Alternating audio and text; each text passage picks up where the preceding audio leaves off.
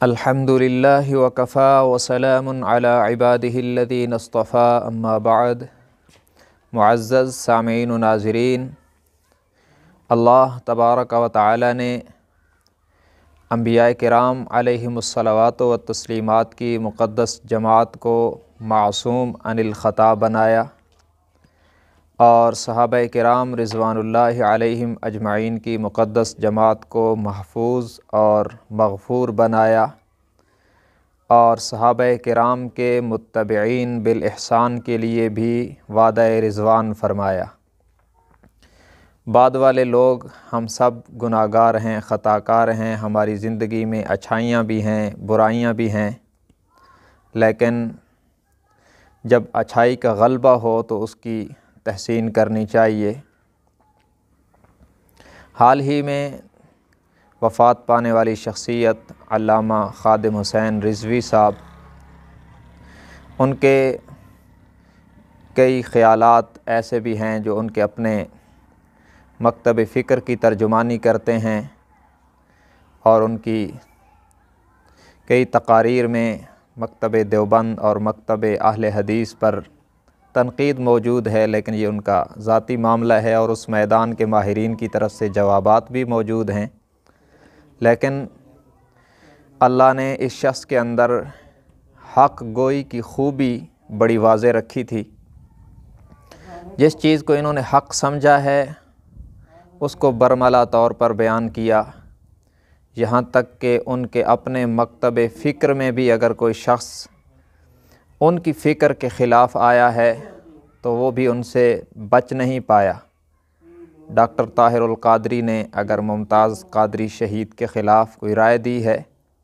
تو انہوں نے اس کا بھی بڑے کھلے لفظوں میں رد کیا اور اس کو جواب دیا اور بتلایا کہ ممتاز قادری شہید کے وارث ابھی زندہ ہیں۔ حق گوئی گویا کہ ان کے خمیر میں تھی، جس چیز کو حق سمجھا عوام کو بتایا اور بلا خوف لومۃ لائم بتایا، کسی چیز کی پرواہ نہیں کی، اظہار حق کرتے ہوئے ناموس رسالت اور ختم نبوت کی تحریکوں میں یہ پیش نظر آئے، اور خصوصاً 2018 میں ایک کامیاب دھرنا دیا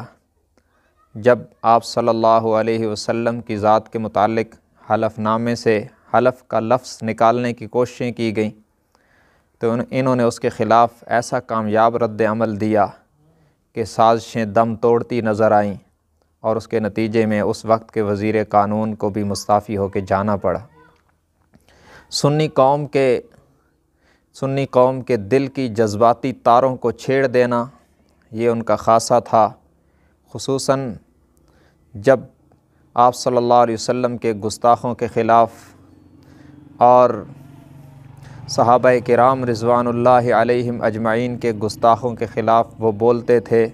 تو وقت کے حق نواز جھنگوی نظر آتے تھے،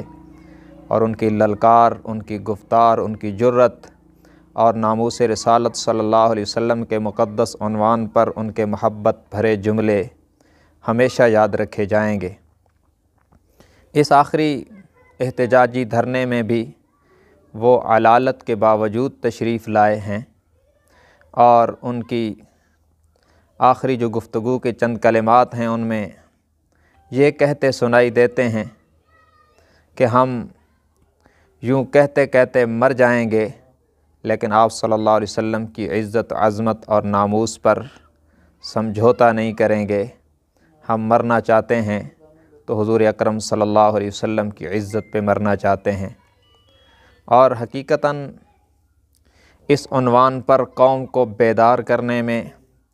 ان کا کلیدی کردار ہے۔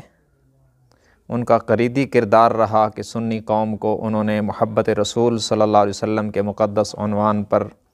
ناموس رسالت پر قوم کو خوب بیدار کیا، اور خود بھی تحریک کے اندر آگے رہے،